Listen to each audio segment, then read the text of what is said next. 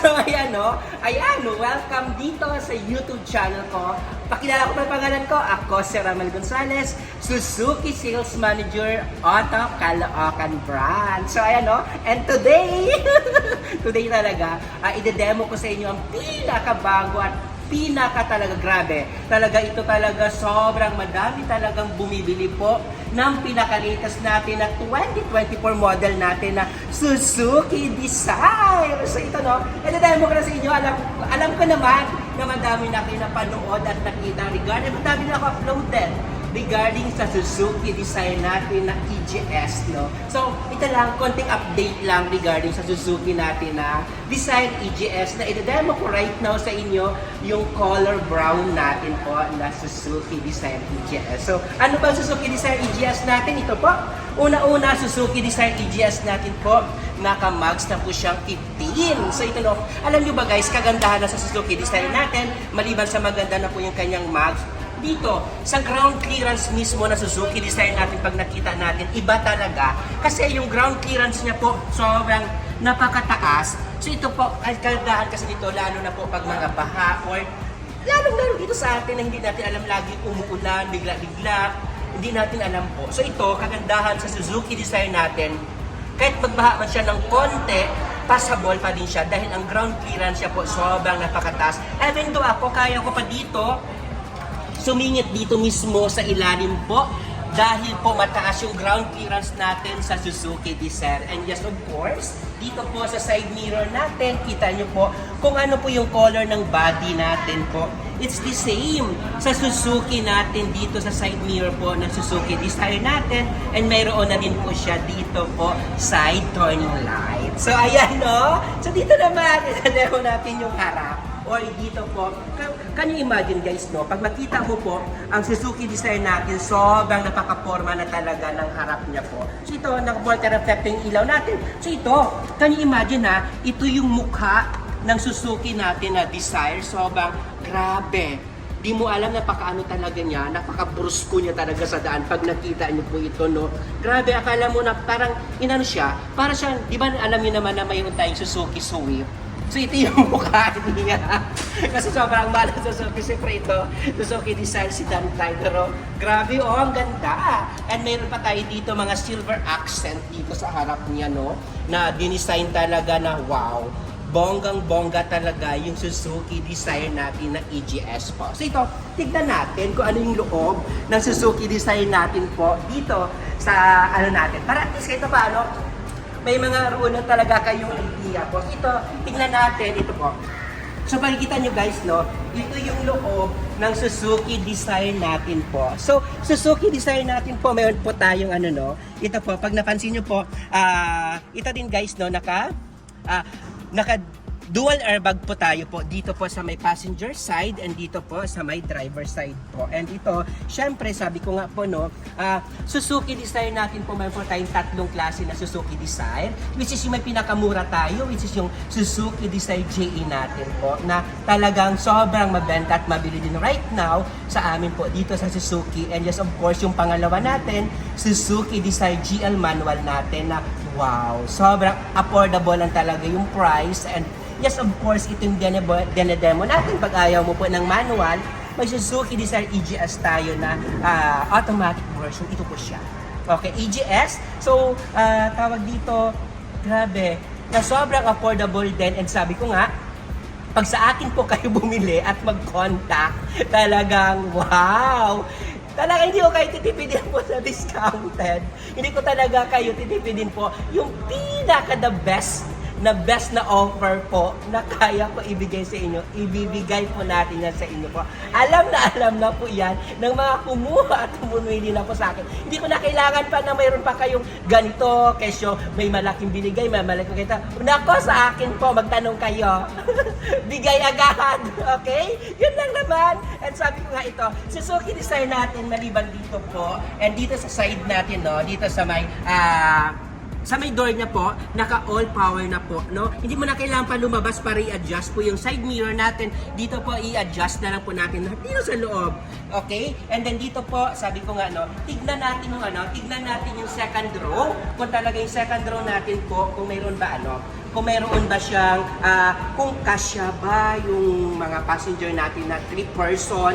Tignan natin kung okay ba yung sa second row natin na door dito po. So ito pansin nyo po, ito kasi yung Suzuki natin, adjust ko lang to. Adjust ko lang. Dahil nakita mo siya kanina. So ito, alam nyo guys, no? Ito, isa sa pinaka pwede ko talaga ipagmalaki sa inyo regarding sa Suzuki design namin. Dahil, dito can you imagine pag 3 passenger po, or even though kahit ako na ganito kaliit, pag ganito lang kapayat yung mga passenger natin, pwede dito 4 na person sa likod. Talaga. Pero syempre, tayo gusto natin mas maluwang, komportable 3.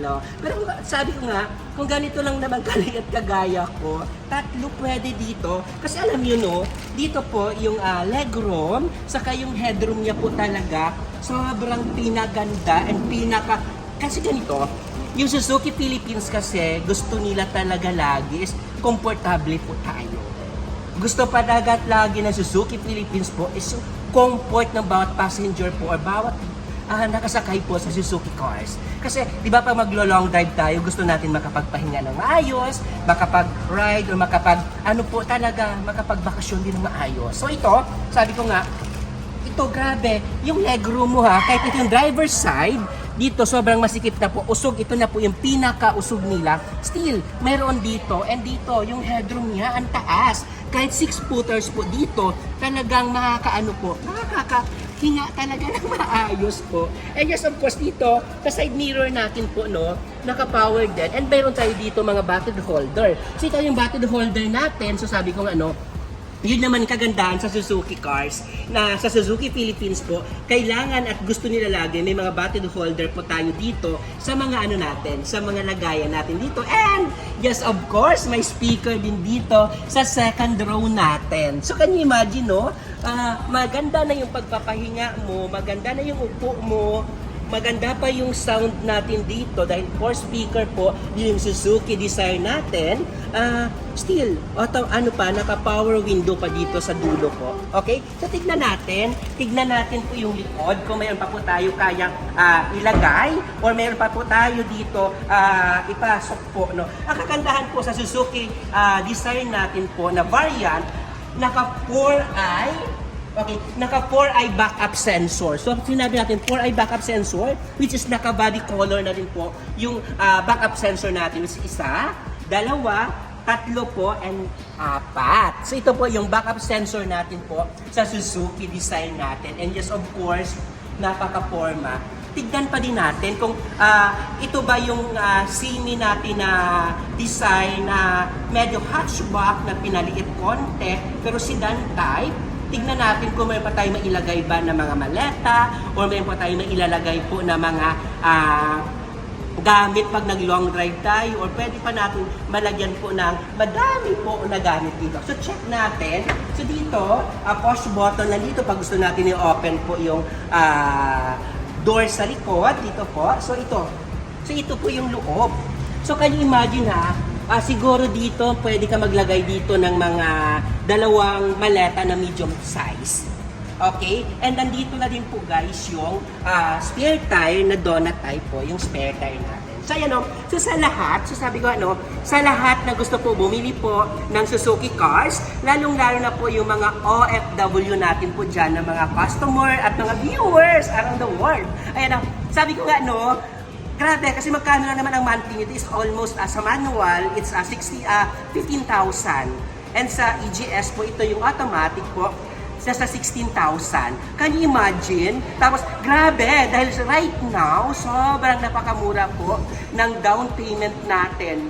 May rami tayong naibibigay na pinaka-the best na offer sa inyo, lalong-lalo na pag Metro Manila po, yung area nyo po. Okay? Sa lahat ng mga OFW, lahat, maganda mag-invest right now ng Suzuki cars kasi maliban sa mura na, matipid pa sa gasolina, and 100% pa po, talagang Japan parts po siya. Matibay.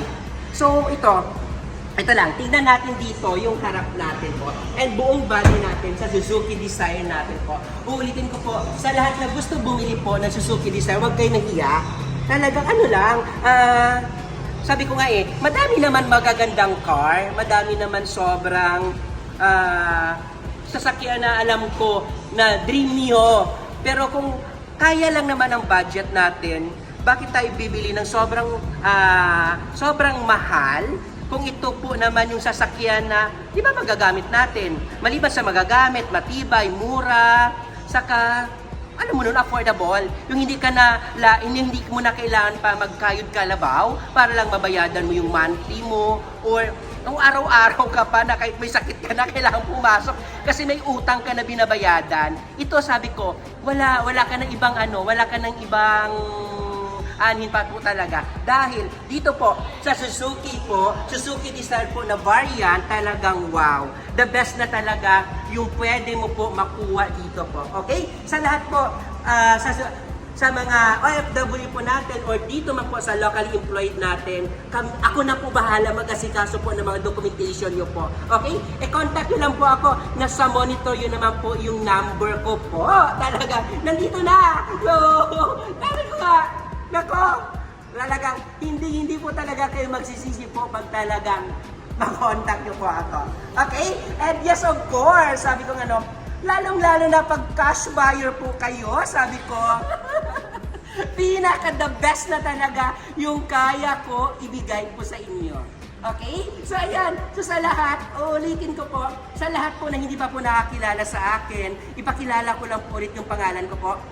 Ako po si Ramel Gonzales, Suzuki Sales Manager, Auto Caloocan Branch. Puntahan niyo po ako dito or hanapin niyo po ako dito sa guard on duty namin. Talaga sabi ko, punta kayo dito and tawagan niyo ako. Nako, sabi ko, pag ako yung kausap niyo po, wala nang paikot-ikot pa, wala na po paligid-ligid pa. Bagsak presyo agad yung kaya ko po ibigay sa inyo po. Ramel Gonzales na nagsasabi po na